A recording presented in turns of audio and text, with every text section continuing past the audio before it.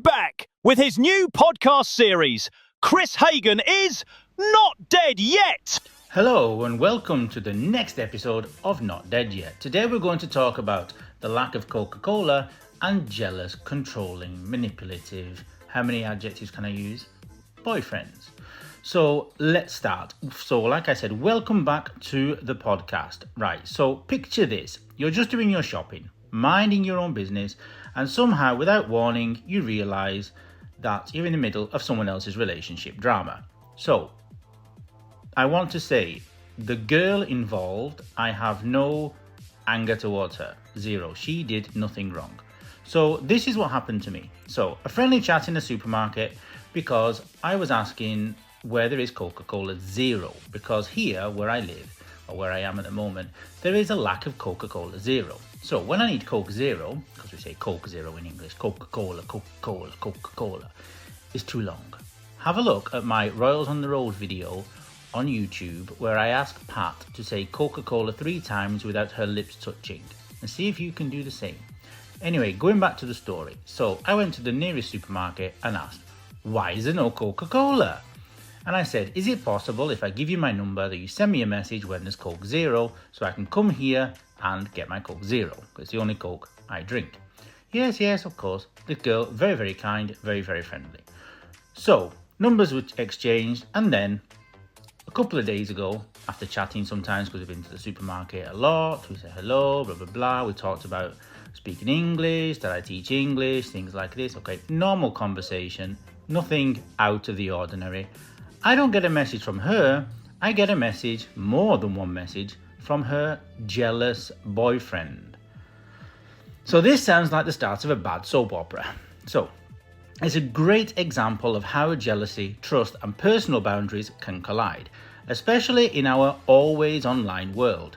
Why the hell do people think that if I want to speak to somebody, I want them, or vice versa, to have my babies? Okay, well, obviously I can't have babies, but you get the point.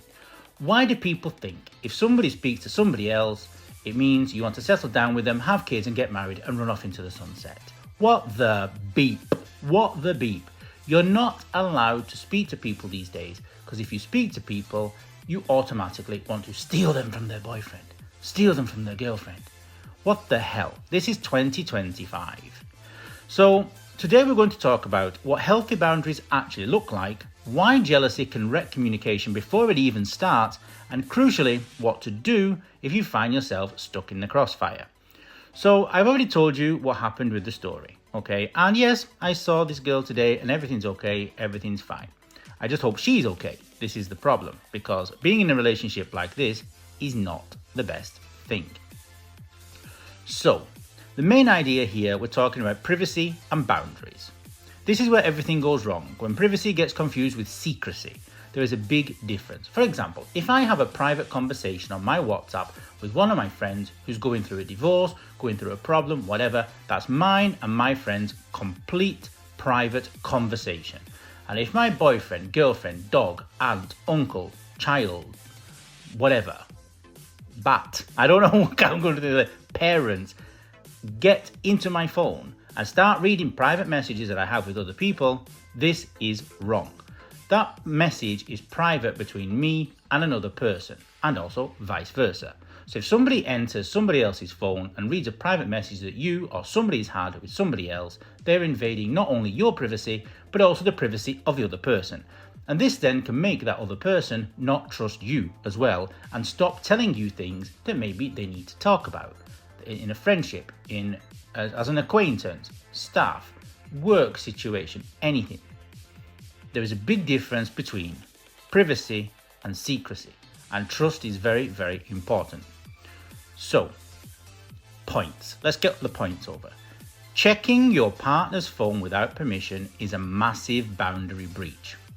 It's not love, it's control dressed up as concern. And psychologists call this possessive behavior, and it usually grows out of fear or insecurity. Okay, if this guy who's the boyfriend of this girl at the supermarket is insecure or whatever, talk to her. Say, I feel insecure. Why are you chatting with this English guy? And there is no problem if she says, because He wants to know when there's Coke Zero, and he's an English teacher. Zero problem, because I'm really not interested. I'm sure many of you people will understand why, but I'm really not interested in a romantic relationship with this girl. She's a very nice girl. She's very attractive. I'm sure many men want to be with her, but one of those men is not me. No offense to the girl, like I said. So, fact. Let's have a look at a fact. Okay. According to a relationship expert, Dr. Terry Orbuch, couples who respect privacy are twice as likely to report long-term happiness. So the moment privacy is violated, trust erodes, it disappears, and you start living under quiet surveillance, or quiet until the boyfriend starts sending your friends messages saying, "Who the hell are you?" Also, it's very, very cute. This I have to tell you, because this, at the end of the day, I'm an English teacher. He said, what was it? Don't massage me again. I wanted to reply with, not very good at massages.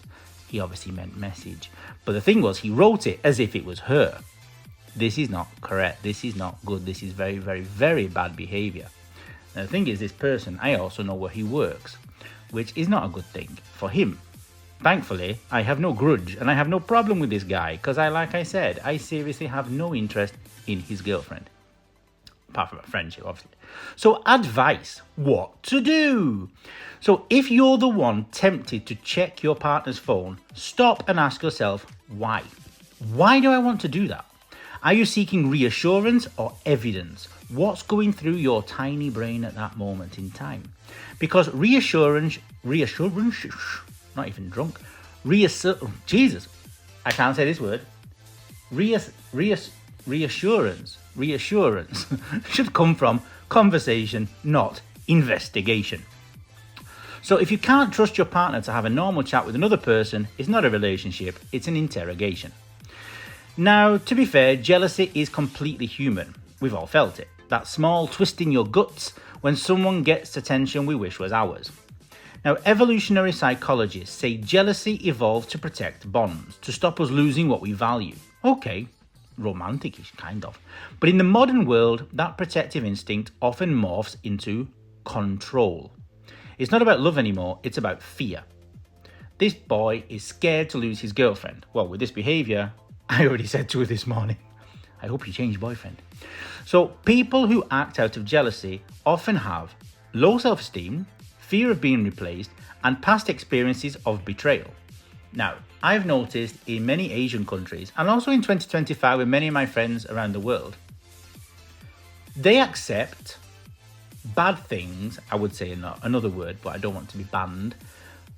They would accept bad things that happened even in the past.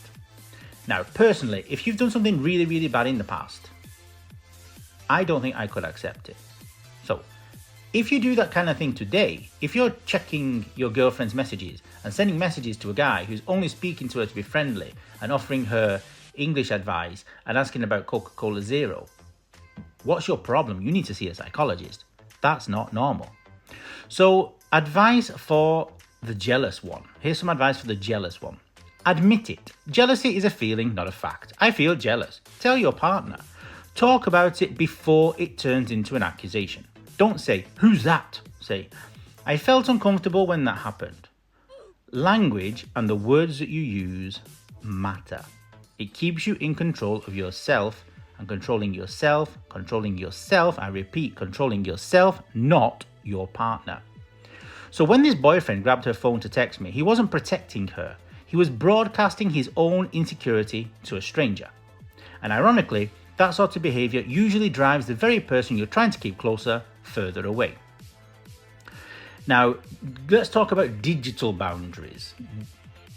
Okay, so digital boundaries. Now, phones are basically an extension of ourselves. Your phone holds messages, photos, and private thoughts. It's almost sacred space. It's like your diary that we used to have in the past. Did I actually write a diary? No. Elisa is my diary. I told her the other day. When someone snoops through your phone, they're not just invading privacy, they're stepping on your sense of autonomy. A 2023 YouGov survey found that 60% of people would end a relationship if their partner regularly checked their phone without permission. So if you've been snooped on, set a clear boundary. Say, I'm not comfortable with anyone checking my phone. Let's talk instead. And if they ignore that, that's not a small issue, that's a warning sign. That's a very, very, very big red flag. And living with someone who reads your messages is like living under CCTV. You start editing yourself. And that's the beginning of emotional shrinkage. When you become smaller just to keep the peace. So what can you do if you're an innocent bystander like me? Stay calm. Don't reply with sarcasm or anger. It'll only feed the drama. Set it straight immediately and once and for all. A polite, clear message works. For example, I think there's been a misunderstanding. Nothing inappropriate has happened. Wishing you both well. I didn't reply with that. I replied, when they said the last message was, what do you want from me? My reply was, 1, respect, and 2, an apology. Then I went to the supermarket. I'm from Manchester, remember. Then disengage. So don't even take my own advice. I wrote this and don't even take my own advice. Disengage. Block if necessary, but don't keep explaining yourself. But the thing is, you shouldn't really block the person who has been snooped on because they have done nothing wrong. And also, you don't owe anyone a full report on a situation that you didn't cause. Now remember, don't carry any guilt for this other person's insecurity. Protect your own peace. Silence can be stronger than defending yourself endlessly. Trust is like glass. Crack it once, and even if you glue it together, the line is still there. So don't normalize possessive behavior just because it's wrapped in love. Real love doesn't need supervision. You can care for someone deeply and still give them freedom. In fact, that's what healthy love is. So to summarize, what can we take away from all this? Boundaries aren't barriers, they're respect in action. Privacy isn't secrecy, it's space to breathe. And trust isn't about knowing everything. It's about not reading messages, needing to know everything. It's about not needing or reading all these things. Do you really need to know everything that's going on in your partner's life? Every little thing? Now, if you ever get a jealous text, remember, it's not about you. It's about someone else's fear. You don't need to fix it, justify it, or absorb it. If you're the jealous one, pause, take a breather, count to 10 before you act. Because every time you choose conversation over confrontation, you strengthen the relationship instead of shaking it. And if you're the partner stuck in between, don't confuse control with love. Love doesn't check your phone, it checks if you're okay. So, keep your phone private, your conversations honest, and your self-respect intact. Your messages with other people are not only your privacy, but also the privacy of your friend or the person you're speaking to. So, if you don't respect the other person, how do you expect to have respect? Expect to have respect yourself. Now, if you know anyone who's been in the receiving end of a jealous message, share this episode with them. And until next time, stay kind, stay curious, and stay human. But don't be sticking your nose in other people's business.